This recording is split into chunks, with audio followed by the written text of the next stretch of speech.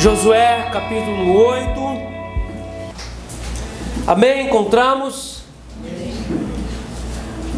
No culto da semana passada nós fizemos a leitura desses 29 primeiros versos. Esse texto vai até o verso 35. Nós já fizemos essa leitura e hoje nós vamos abordar apenas alguns versos. Eu quero muito que você entenda mais alguns princípios aqui da estratégia que Deus deu para Josué para vencer Ai. E quando nós falamos de Canaã, nós falamos daquilo que está dentro de nós. Canaã significa a nossa alma. Quando eles atravessaram o Jordão, eles entraram dentro da terra prometida, a terra onde todas as promessas de Deus se cumprem. Canaã não está fora de nós, mas está dentro de nós. Então é essa terra que precisa ser desabitada, precisa ser desarraigada de todas as fortalezas e precisa ser limpada para se tornar uma terra produtiva. Nós viemos aqui de uma derrota muito consistente, de uma derrota traumática, em que diante de uma cidade não muito grande, o exército de Josué perdeu a batalha. Nas portas de Ai eles caíram feridos e 36 homens morreram, 36 esposas ficaram viúvas, muitos filhos ficaram órfãos. Olha que traumático isso. Aquilo que deveria ser tão simples foi uma derrota, e Deus fala para Josué o que tinha acontecido. O problema era o Acã. Acã também não está fora de nós, mas está dentro de nós. O Acã da alma. Acã é aquele que sepultou debaixo da sua casa, construiu as estruturas da sua família em cima daquilo que era roubado, aquilo que era o proibido, ouro, prata e uma capa. Ele tentou se vestir com aquilo que estava roubado, com a maldição.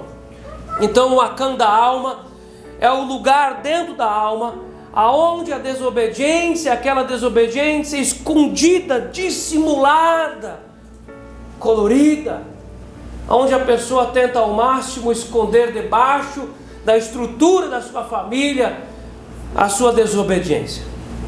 Acã foi queimado no vale de Acor, junto com a sua esposa, seus filhos e os seus bens, e o ouro, e a prata e a capa. Acã da alma precisa ser queimado. Então, quando trouxeram a transparência de Deus, quando Josué operou essa limpeza, quando Acã foi queimado, quando Josué promoveu a transparência, voltou outra vez a coragem para o povo de Israel, voltou para Josué a sua principal arma: sede forte e corajoso. Coragem era a principal arma de Josué. Josué é a tipologia do Espírito Santo e Moisés é a tipologia de Jesus. Assim como Jesus precisou ir para o Espírito Santo vir, Moisés também precisou ir para que Josué assumisse o ministério de liderança. Então nós trabalhamos aqui no culto passado já essa questão da estratégia que Deus deu para Josué vencer Ai. Então eles perderam a primeira batalha, foi uma derrota desastrosa, traumática, mas Deus mandou que eles voltassem até o lugar da ferida. Eles precisavam retornar a Ai. Então, para que o progresso da limpeza da alma, da conversão da alma, da limpeza da alma continue, é necessário ir para cima de novo e continuar a batalha. Então algumas pessoas às vezes vencem algumas coisas muito grandes da sua vida, às vezes um alcoolismo, tabagismo, às vezes uma dependência de droga. É uma Jericó da alma, uma coisa grande. Mas às vezes Ai fica para trás. Mas Ai também precisa ser vencido. Às vezes as pessoas vencem coisas grandes na vida dela, um adultério, mas não conseguem ganhar de uma cidade pequena como Ai. Ai não está fora de nós, está dentro de nós. Então, nós lemos esse texto. Eu quero apenas ir lendo alguns versos com você, daquilo que Deus falou com Josué, da estratégia de Deus. Verso 3 e verso 4. Então Josué se levantou e toda a gente de guerra, porque é uma batalha, para subir contra Ai. Escolheu Josué 30.000 homens valentes e os enviou de noite. Você pode ver que quem passa por uma libertação realmente é quem é valente. O covarde não se assenta numa cadeira para passar por uma libertação. O covarde passa a vida toda sofrendo com aquela derrota, com aquela ferida, e ele não consegue se levantar para confrontar, ser confrontado numa libertação. Então tem que ser valente, tem que ser guerreiro. E verso 4: deu-lhes ordem dizendo: eis que vos poreis de emboscada contra a cidade, por detrás dela, não vos distancieis muito da cidade, e todos estareis alertas. Deus deu uma estratégia para Josué. E você já percebeu que as estratégias que vêm de Deus são estratégias que funcionam. O princípio principal de uma estratégia que Deus dá está na obediência. Não nos adianta ter uma estratégia se nós não obedecermos, ou se nós recebemos uma estratégia, mas nós misturamos essa estratégia com as nossas ideias e com a nossa vontade. E muitas pessoas fazem isso, por exemplo, com a estratégia da salvação. Recebem a estratégia da salvação, aí um pouquinho de Deus e um pouquinho da carne. Isso não vai funcionar. Então, o grande princípio da estratégia é a obediência, e você precisa que Deus dê estratégias para você. Estratégias do dia a dia, portas se abrindo em todas as áreas da sua vida. Essa estratégia precisa vir de Deus. Deus se importa com todos os pequenos detalhes da vida humana, e Jesus ora na oração do Pai Nosso: o pão de cada dia dá-nos hoje. Às vezes as pessoas pensam que Deus é um ser tão elevado e tão magnânimo, e Ele é mesmo.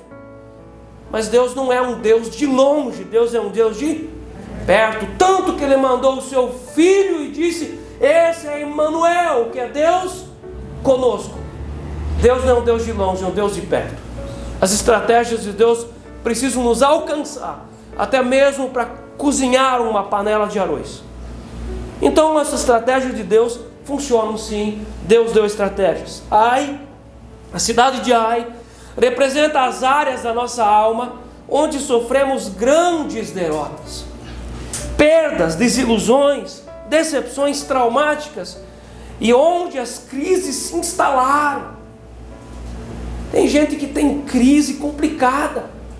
Às vezes uma insônia é uma crise complicada. Às vezes uma falta de paz na alma, uma agitação fora do normal, onde as crises se instalaram na vida. Às vezes a pessoa chega num ponto que ela não sente o gosto da comida mais. Ela não sente mais o gosto da água. Ela apenas come e bebe para sobreviver, mas não tem mais prazer na existência. Os exércitos de Ai são as defesas empregadas para colorir e enfeitar as derrotas. Sabe aquela pessoa que tem derrotas? E principalmente o povo crente que vai nas igrejas, pensa num povo que gosta de enfeitar as derrotas. Em nome da fé, em nome de Deus, em nome de Deus permitiu. Então começa de se colorir as derrotas, enfeitar as derrotas, perfumar o lixo, tentar colorir aquela coisa complicada. É uma tentativa de neutralizar a dor, explicações complacentes, fideísmos decorativos, para minimizar a dor traumática causada por essas derrotas. Nós vemos que Josué, diante dessa derrota, ele cai aos pés do Senhor Jesus. Ele cai aos pés de Deus, e ele levanta uma oração: Deus, eu quero saber o que aconteceu. E essas derrotas são curadas quando é feito o caminho de volta. Deus mandou ele fazer um caminho de volta. O caminho de volta é dolorido. O caminho de volta às vezes é humilhante. Mas a cura, a estratégia da cura daquela ferida da alma é o caminho de volta. Voltar ao lugar do trauma com coragem para enfrentar e acertar a caminhada. Olha o que Deus falou para Josué. Você volta adiante, exatamente na frente da cidade de Ai, diante dos portões de Ai, e você começa a caminhada de novo. Olha o verso 18. Então disse o Senhor a Josué: estende para Ai a lança que tens na mão, porque a esta darei a tua mão. E Josué estendeu para a cidade a lança que tinha na mão. Verso 19. Então a emboscada se levantou apressadamente do seu lugar, e ao estender ele a mão, vieram à cidade, a tomaram, apressaram-se e nela puseram fogo. No momento em que Josué levanta a lança, é dada a vitória para eles. Mas até esse momento, uma caminhada precisou ser feita. A libertação precisa chegar a esse ponto, ao ponto de libertar completamente, ao ponto de se levantar a lança. Josué é a tipologia do Espírito Santo, de indicar com a lança: está tudo liberto, está completamente vencido. Verso 20. Viraram seus homens de Ai para trás, olharam e eis que a fumaça da cidade subia ao céu, e não puderam fugir, nem para um lado nem para o outro, porque o povo que fugia para o deserto se tornou contra os que os perseguiam. Então esses homens de Ai fugindo também não estão fora de nós, mas dentro de nós. São os sofismas, são aquelas explicações iracionais, são aqueles argumentos empregados para explicar a ferida e tentar dar uma cor para o trauma. Eles precisam sair da cidade, eles precisam sair para que então eles sejam vencidos. Então nós vemos aqui os princípios dessa cura, os princípios da intercessão. Primeiro princípio, no verso 13: assim foi posto o povo, todo o acampamento ao norte da cidade. Então 30.000 homens foram distribuídos em 3 frentes de guerra. Primeiro, ao norte, para ficarem atrás da cidade. Esse é o princípio da intercessão, o princípio da oração. Os homens, esse exército de Josué, que ficou ao norte, atrás da cidade, ao lado norte, fala das horas de oração a Deus, do relacionamento com Deus em oração. Nós vemos isso na vida de Abraão, nós vemos isso na vida de Jacó, nós vemos isso na vida de Jonas não, de Daniel. Nós vemos isso na vida do Filho de Deus, o próprio Cristo. Subia o monte, se isolava num jardim e orava. Meus irmãos, esse é o primeiro princípio de uma libertação. A pessoa precisa ter uma vida de oração, de comunhão com Deus.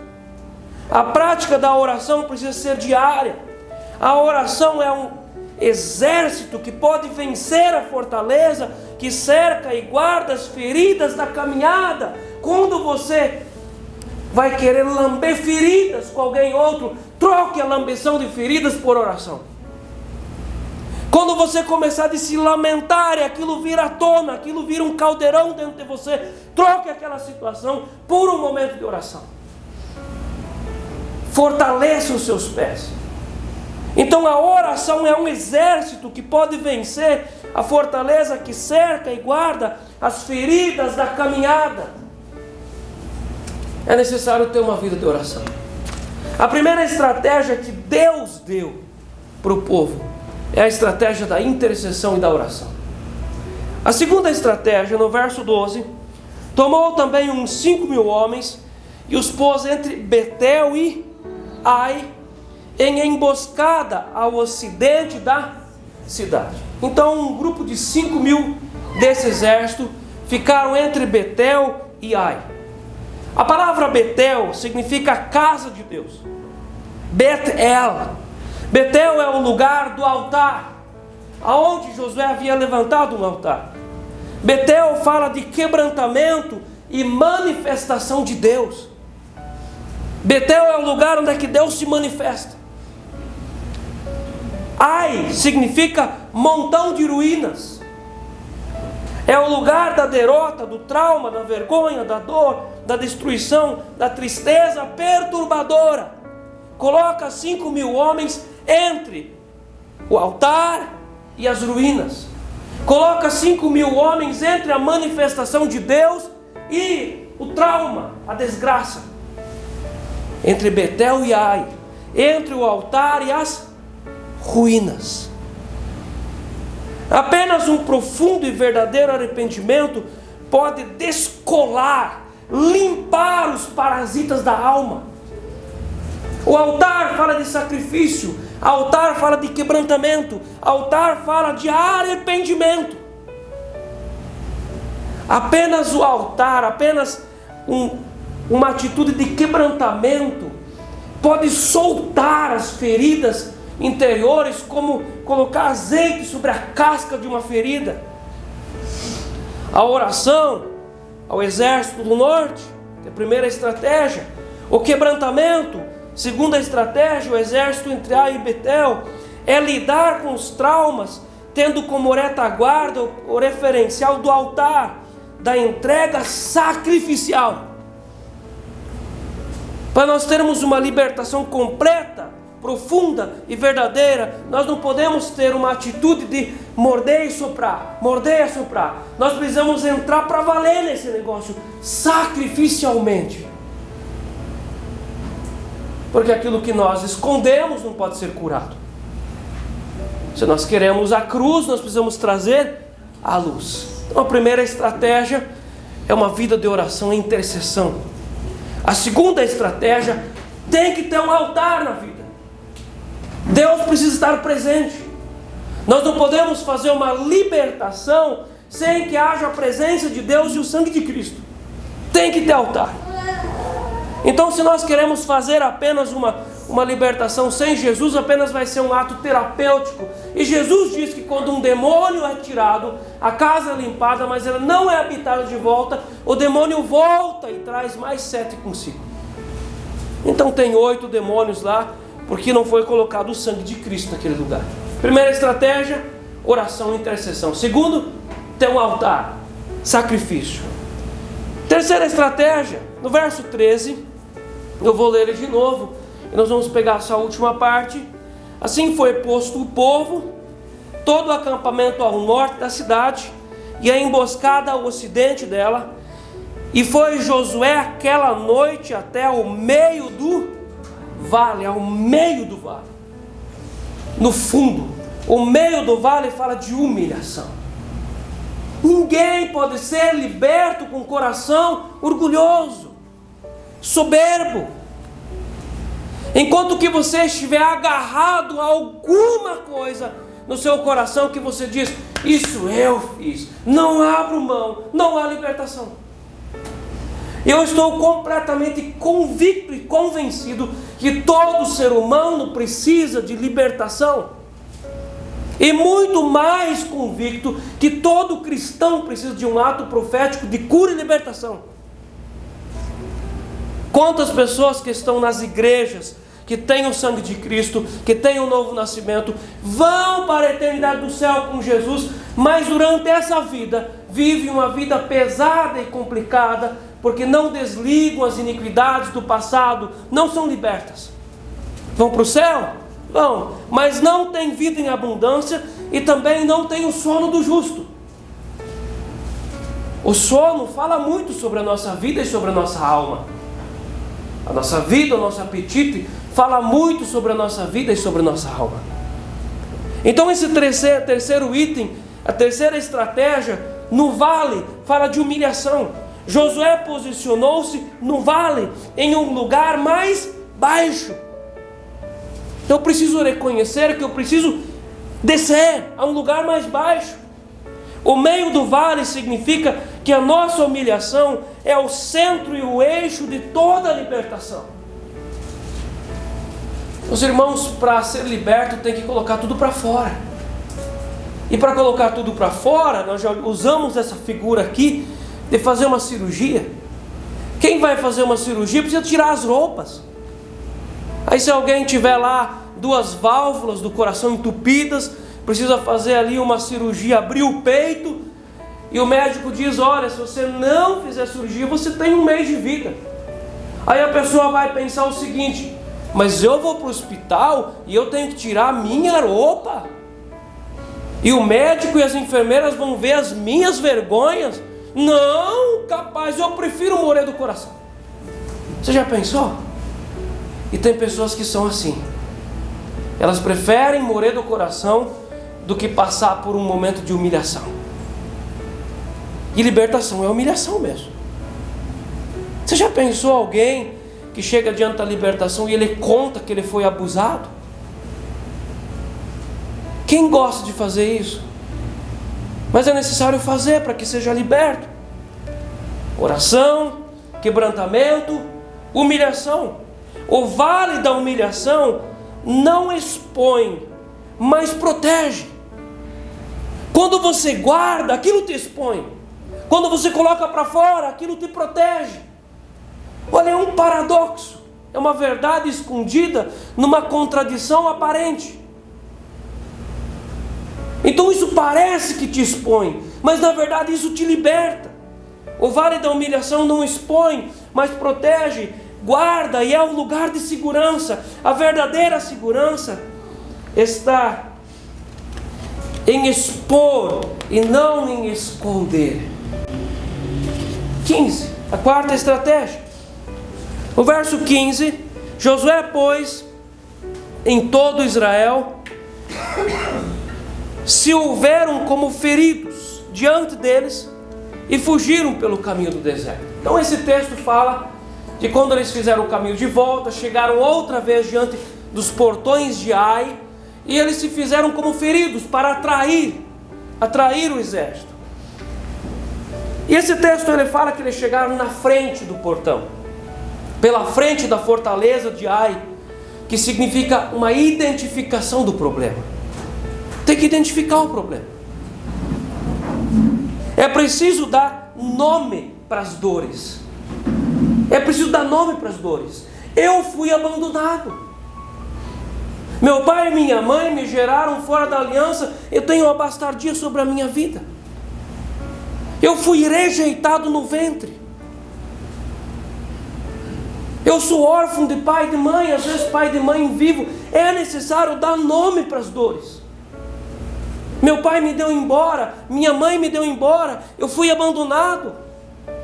Nunca alguém se preocupou comigo. Tem que dar nome para as dores. É preciso falar sobre as emoções infeccionadas, que às vezes estão no fundo do coração, doendo, criando aquele pus da alma. Tem que falar. Meus irmãos, precisa dar uma identificação para a dor. Tem que falar sobre a dor.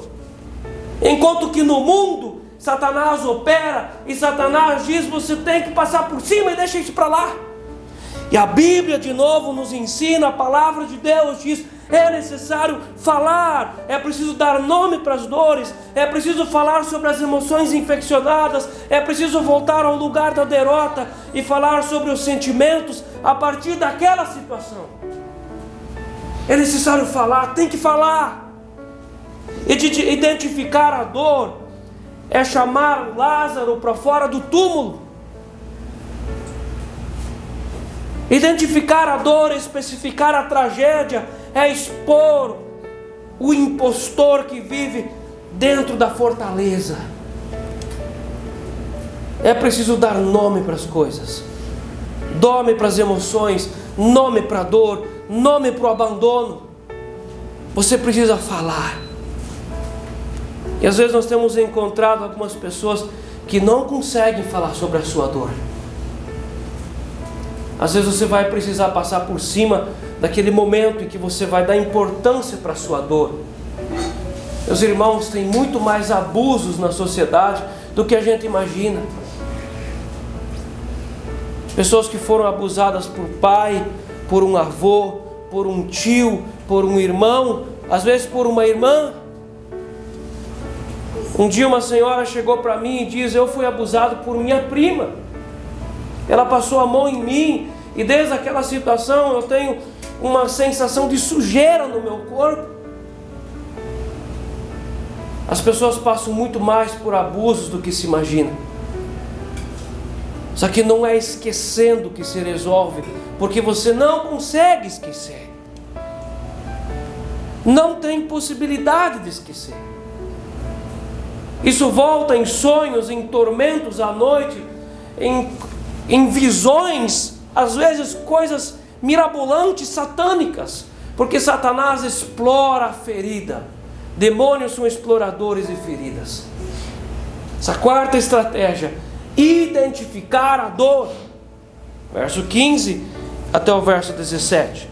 Josué, pois, e todo Israel se houveram como feridos diante deles, e fugiram pelo caminho do deserto. Pelo que todo o povo que estava na cidade foi convocado para os perseguir, e perseguiram Josué e foram afastados da cidade. Nenhum só homem ficou em... Lembra que esses homens são argumentos, são dores, são sofismas, são respostas irracionais. Nenhum só homem ficou em Ai, nem em Betel, que não saísse após os israelitas, e deixaram a cidade aberta e perseguiram Israel. Betel é o lugar da manifestação de Deus. Até o lugar da manifestação de Deus estava ocupado pelos homens de Ai, e todos saíram para trás do exército de Josué. Isso reflete aquele indispensável desabafo, o vômito da amargura que envenena quando a pessoa coloca para fora. Às vezes é como um rio Tietê, aquilo sai para fora. Isso reflete aquele indispensável desabafo, o vômito da amargura que envenena, se coloca para fora com choro. O aprisionamento espiritual e as tensões emocionais começam a serem substituídas pelo poder de um coração desarmado e uma alma vulnerável. Tem um dito popular na medicina que diz: quando você cala, o corpo fala. Quando você fala, o corpo sara. Quando você fala, o corpo sara. Você já viu pessoas que têm dores e não têm diagnóstico?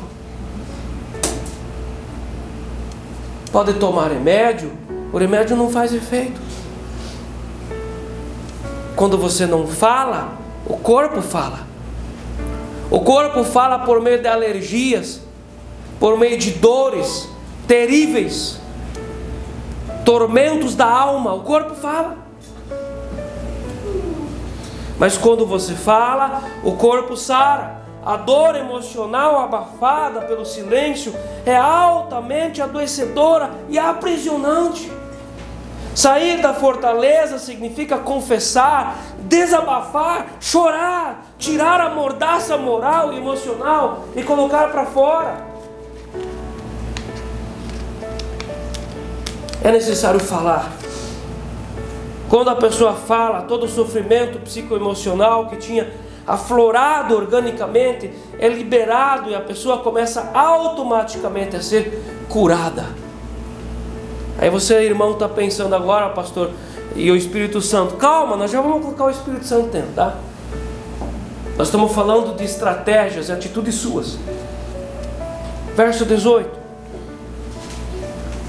Nós já lemos antes esse texto, vou ler de novo. Então, disse o Senhor a Josué: estende para Ai a lança que tens na mão, porque a esta darei na tua mão. E Josué estendeu para a cidade a lança que tinha na mão.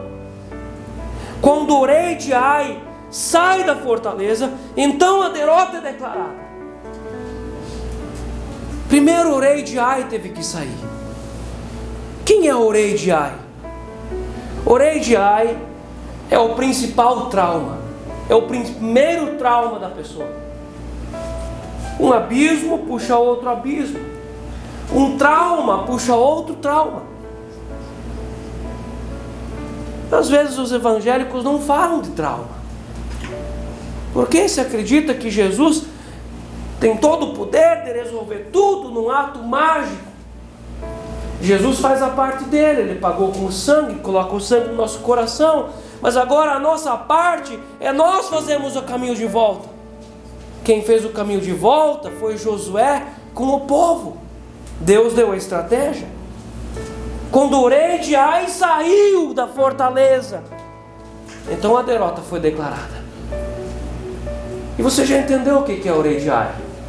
O rei de Ai é o principal trauma, aquele seu maior trauma, aquele trauma que é o pai, é o rei de todos os traumas.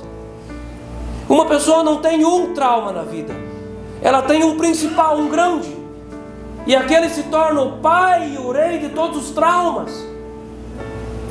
Bastardia, orfandade, abandono, rejeição, seríssimo problema com a figura paterna,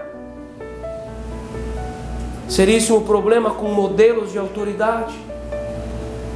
Às vezes uma mulher tem um seríssimo problema de frigidez sexual, porque às vezes ela teve um problema muito sério com o seu pai.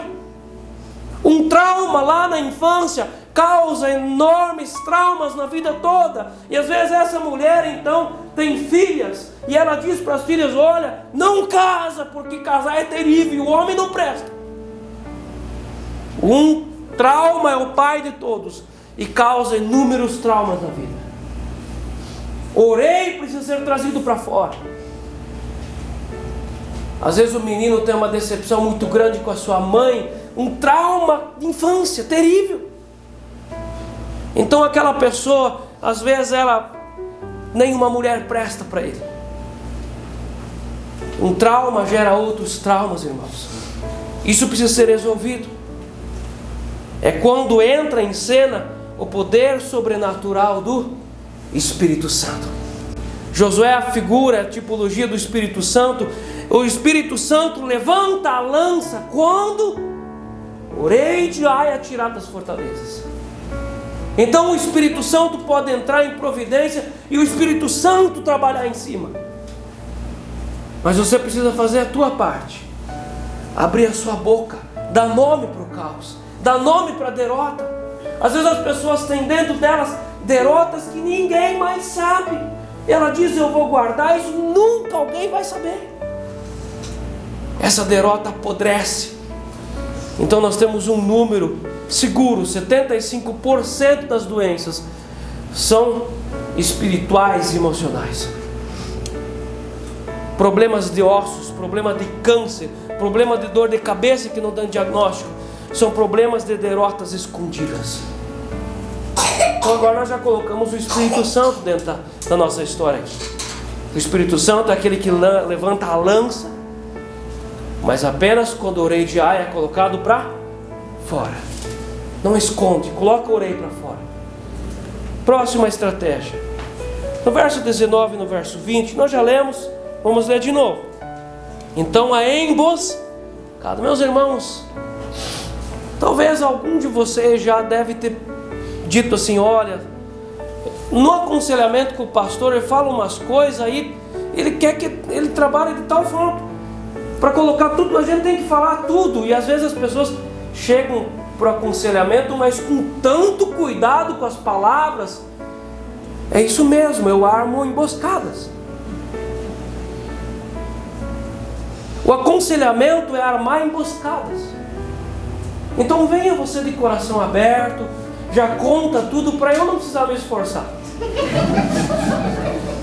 Já vem, já fala tudo, porque se você sentar comigo para um aconselhamento, eu vou tirar de você tudo.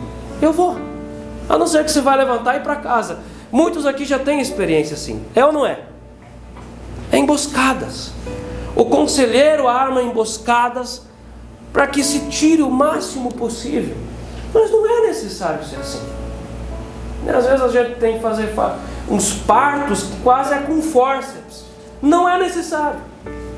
Desça ao vale da humilhação, conte tudo, é mais fácil para todos. É mais fácil para você, inclusive. Meus irmãos, olha o verso 20. Virando seus homens de Ai para trás, olharam e eis que a fumaça da cidade subia ao céu e não puderam fugir, nem para um lado nem para o outro, porque o povo que fugia para o deserto se tornou contra os que perseguiram.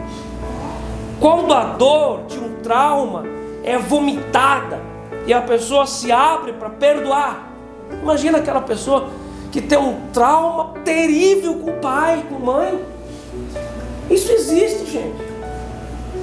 Na sala de aconselhamento, a gente às vezes ouve coisas assim, as entranhas, o bucho das pessoas sai que às vezes o pai e a mãe não sabem.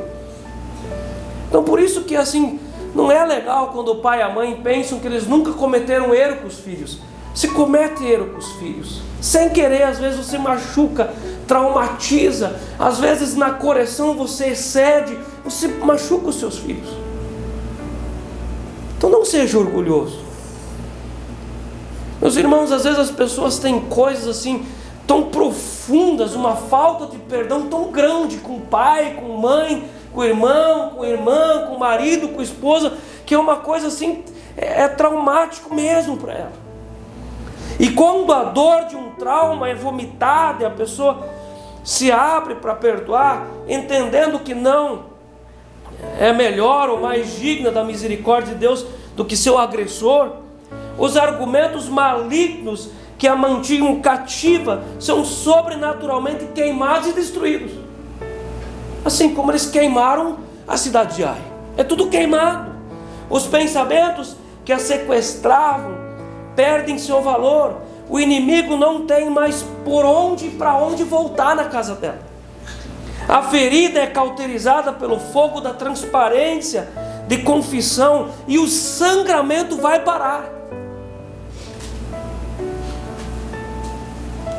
Olha as estratégias de Deus para uma cura, para uma libertação: oração, quebrantamento, humilhação, identificação e purificação. Então vem o golpe final. O exército de Ai sai atrás deles. Eles obedeceram a estratégia de Deus, toda ela, princípio por princípio. E a estratégia obedecida é a estratégia que funciona. O exército de Ai, inclusive o rei, todos saíram atrás de Josué. Então vem o golpe final. O verso 21: vendo Josué e todo Israel que a emboscada tomara a cidade e que a fumaça da cidade subia, voltaram e feriram os homens de Ai. Da cidade saíram os outros ao encontro do inimigo, que assim ficou no meio de Israel, uns de uma parte, outros de outra, e feriram-nos de tal sorte que nenhum deles sobreviveu nem escapou. Esses homens de Ai são as feridas, nenhuma sobreviveu. O exército de Ai destruído no vale é a tipologia de todo tipo de sofismas, crenças irracionais que conspiram contra a libertação de um trauma. Todo pensamento e sentimento que agride a sabedoria de Deus precisa ser prensado. Houve uma prensa. Josué prensou o exército de Ai contra as próprias paredes. Foi prensado, confrontado, julgado, condenado e destruído. Julgado é dar nome para a dor. Condenado é dizer, já está pago. Não tem mais operação nisso. Perdoar não é esquecer, mas poder lembrar confortavelmente do que aconteceu sem dor. O exército de Ai, os pensamentos e lembranças que eram angustiantes, agora não são mais angústias. A paz resultante do perdão triunfa em uma vitória libertadora. É aquela paz verdadeira de quando Jesus levanta as mãos sobre as águas e diz: acalma-te, mar. E tudo de fato se acalma. Foi-se embora a agitação. Às vezes uma pessoa tem um temperamento tranquilo, mas a agitação da alma é muito grande, por causa daquela ferida cascuda que a pessoa esconde. O verso 26: porque Josué não retirou a mão que estendera com a lança, até haver destruído totalmente os moradores de Ai. Não retirou a lança. Meus irmãos, é necessário persistir no posicionamento da cura. Nós temos que ser capazes de sustentar a nossa decisão. Eu tomo uma decisão aqui no culto, eu tomo uma decisão no estudo bíblico, eu preciso sustentar a minha decisão. Eu preciso levantar a lança e eu não vou baixar a lança enquanto que não tiver destruído e queimado tudo. É necessário persistir no posicionamento da cura. Todas as memórias dolorosas precisam ser desarmadas. Quanto mais falamos das nossas tragédias, mais livres nos tornamos e mais destruímos as situações que nos dominavam. Tem que colocar para fora. No verso 27 acontece aqui algo muito importante: os despojos. Quando Deus entregou Jericó nas mãos de Josué e do povo, os despojos não poderiam ser pegos, porque as primícias são de Deus. E também os despojos de Jericó também significam feridas e iniquidades do passado que não podem retornar. Quando retornam, segundo o Estado, se torna pior do que o primeiro. Mas também significa, Deus disse: isso é meu.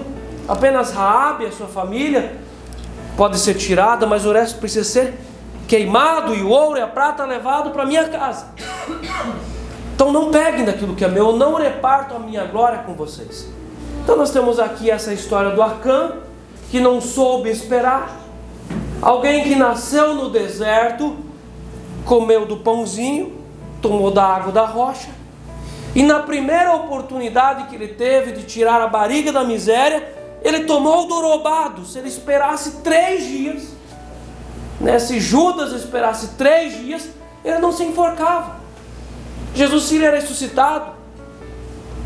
Se Acã esperasse alguns dias, algumas semanas, ele poderia pegar dos despojos e ficar rico. Deus não tem problema com os despojos. O que são esses despojos da alma? Quando nós vencemos uma ferida, quando nós vencemos um trauma, quando nós passamos por essas etapas, o que são os presentes que permanecem na nossa alma? Uma profunda transformação da mente. Você acha que alguém com trauma tem transformação de mente? A pessoa pode encher a cabeça com informações, mas não com transformação. Um pastor com trauma pode ter informações teológicas, mas não transformações de vida. Meus irmãos, informação nova não é a mesma coisa que transformação de mente. Informação incha a cabeça. Transformação traz unção para a alma. Transformação de mente. É necessário persistir no posicionamento da cura. Todas as memórias dolorosas precisam ser desarmadas. Meus irmãos, todo trauma carrega lições e despojos. Todo trauma carrega lições e carrega despojos. Quem lida com seus traumas sempre vai receber despojos de guerra. É uma guerra. Uma libertação é uma batalha. Homem valente, homem de guerra. Dons que haviam sido perdidos são reavivados. É despojos. Tem gente que por causa de um trauma, de um sufocamento, de uma falta de perdão, perde ministério, perde dons. Você acha que um trauma não tem poder de acabar com os dons e os talentos de uma pessoa? Quantas pessoas que têm dom de pregar, de ensinar, de tocar instrumentos, que estão sufocados. Traumas têm poder e autoridade para acabar com casamentos, com família, com a sexualidade de um homem e de uma mulher. Traumas acabam com a fluência da vida, a vida não flui mais. Traumas podem acabar com vida financeira. Maridos conseguem romper com trauma e recebem de volta o casamento. É ou não é um despojo? A pessoa consegue romper um trauma. Às vezes a pessoa durante anos viveu na depressão, consegue perdoar e liberar um verdadeiro perdão para o pai e para a mãe, recebe de volta a saúde emocional. são despojos. Dons que haviam sido perdidos são reavivados, ministérios são retomados, o potencial, a energia que sangrava agora é direcionado na forma correta, recursos perdidos são recuperados. Tem pessoas que anos minguam na vida financeira, não vai para frente. É como aqui no nosso estudo dos homens, nós estamos falando sobre o sacerdote do pé quebrado e da mão quebrada, não vai para frente. Quando a pessoa resolve o seu problema no passado, aquilo que sangrava, estancado, e ela tem de volta, é recuperada a vida financeira. A própria experiência vivida é transformada em sabedoria e compaixão. Meus irmãos, as nossas feridas se transformam na nossa mensagem. Meus irmãos, quem mais apropriado para conversar com alguém que sofreu um abuso quanto alguém que foi curado de um abuso? Quem mais pode carregar uma mensagem tão grande sobre cura de bastardia do que aquele que foi curado da bastardia?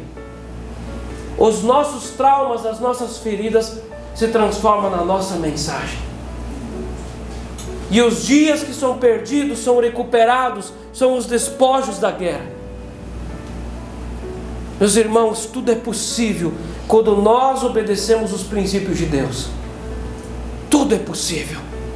É possível ter uma nova história, é possível ter uma outra história, é possível ter uma família diferente, é possível. Só que nós precisamos preencher e obedecer os princípios. Para a gente ir encerrando, verso 29. A orei de Ai enforcou. Quem que é a orei de Ai? É aquele primeiro trauma. Meus irmãos, você imagina aquele nenenzinho que perde o seio da mãe por alguma situação e traumatiza? É o primeiro trauma. De repente, você tem esse primeiro trauma na sua vida. Às vezes o primeiro contato sexual que uma pessoa teve foi um abuso. E aquilo se transforma no rei dos traumas. O que eles fizeram com o rei? A rei de Ai enforcou e o deixou no madeiro até a tarde. Expôs o rei de Ai. Isso precisa ser exposto, gente. Precisa ser exposto. Ao pôr do sol, por ordem de Josué, tiraram do madeiro o cadáver. Agora está morto já, não bate mais coração, está morto. E o lançaram à porta da cidade, e sobre ele levantaram um montão de pedras, sepultaram ele debaixo das pedras, que hoje permanece, até o dia de hoje permanece. O rei de Ai significa esse trauma central, o pai dos traumas, a primeira cova, a primeira ferida, esse primeiro abismo que chamou outros abismos na vida da pessoa. Ele precisa ser enforcado, quebrado o pescoço, asfixiar até a morte aquilo que asfixiava.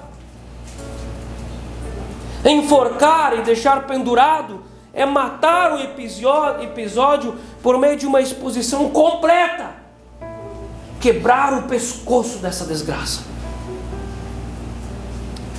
Nós temos aqui a continuação do texto 30 a 35. Quando nós vamos encerrar esse assunto hoje, eu vou ler esse texto e vou mostrar alguns princípios que foram restaurados depois que Ai foi queimada, depois que o exército foi morto e depois que o rei de Ai foi enforcado. Limpeza, transparência, cura, a morte, sepultamento de pedras, debaixo de pedras. Então começa uma nova vida. Você lembra que por causa do pecado de Acã, o principal pecado, a principal consequência era a perca da aliança. Meus irmãos, sem aliança você não pode adorar a Deus. Sem aliança você não pode orar. Eu já tive várias vezes experiências de pessoas que vieram me contar e elas chorando me falaram: pastor, eu leio a Bíblia, eu oro e Deus não vem. Não adianta eu fazer uma explicação legalzinha e complacente, dizendo, não, mas Deus está ali, você tem que crer que Ele está. Ele não vem mesmo. O seu sentimento é correto, Ele não vem. Quando se quebra uma aliança, Deus não vem mais. E esse sentimento que você tem é real. O que eles precisaram fazer para que Deus voltasse, para que Deus refizesse a aliança? Todo esse processo de reconquistar, de quebrar Ai, de colocar a ferida para fora, de resolver o trauma. Quando eles resolveram o problema de Ai, começa um novo tempo. O verso 30 diz o seguinte: então Josué edificou um altar ao Senhor, Deus de Israel, no monte Ebal. Altar fala de sacrifício. Olha aqui para mim. Um trauma, uma ferida, um abuso é um sacrifício. Você sangra no altar dos demônios. Ninguém pode sangrar no altar dos demônios e no altar de Deus. Ou você sangra dentro de você, ou você sangra no sacrifício verdadeiro. É por isso que não se consegue levantar adoração e cântico quando se tem um trauma. Você está entendendo? Quando eles venceram Ai, o Josué, a tipologia do Espírito Santo, levantou um altar.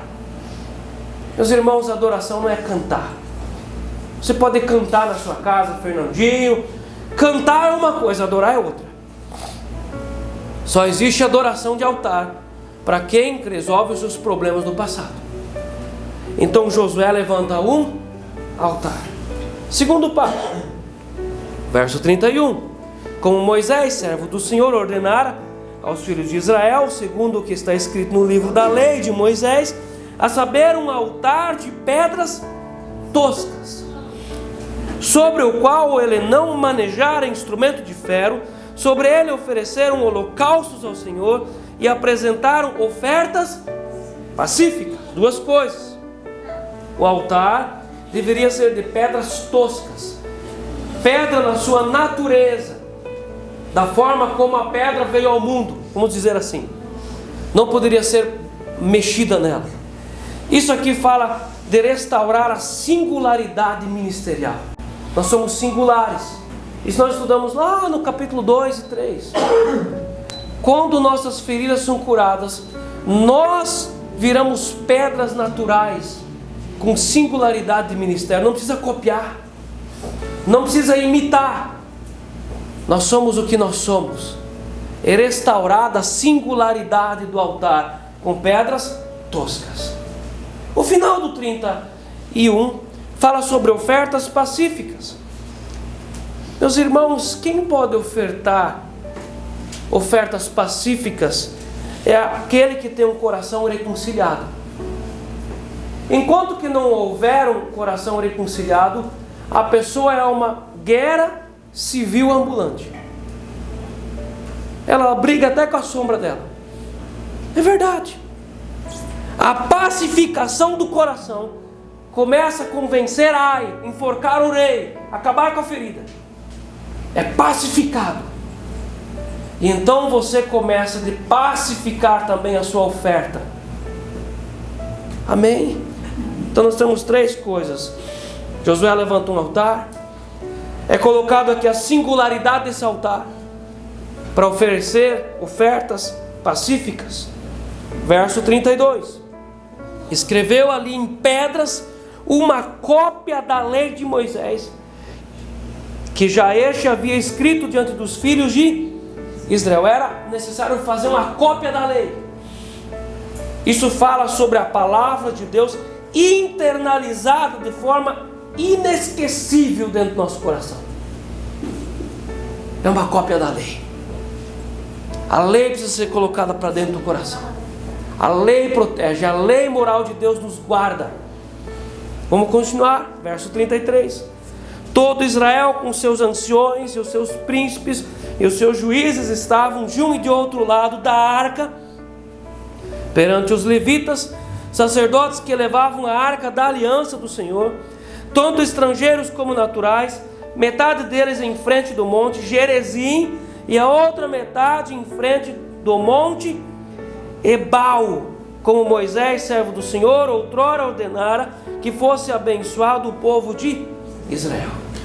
Quando você olha o mapa, o monte Gerizim e o monte Ebal, 934 metros de altura, são o centro da geografia de Canaã. Eles estão no meio de Canaã. O monte Ebal era o monte da maldição.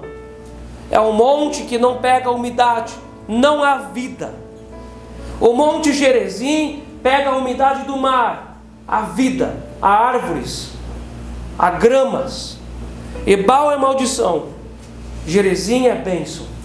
Eles são colocados diante da bênção e da maldição. E eles deveriam escolher. Quando a palavra era estabelecida na nossa vida, nós somos colocados diante da vida e da morte, e Deus diz: eu oriento que vocês escolham a vida. Ebal e Gerizim precisam estar no centro do nosso coração. A lei de Deus precisa ser estabelecida no nosso meio, no nosso coração, dentro do nosso interior. É estabelecida a lei. Ela é internalizada de forma inesquecível. Verso 34. Depois leu todas as palavras da lei, a bênção e a maldição, segundo tudo o que está escrito no livro da vida.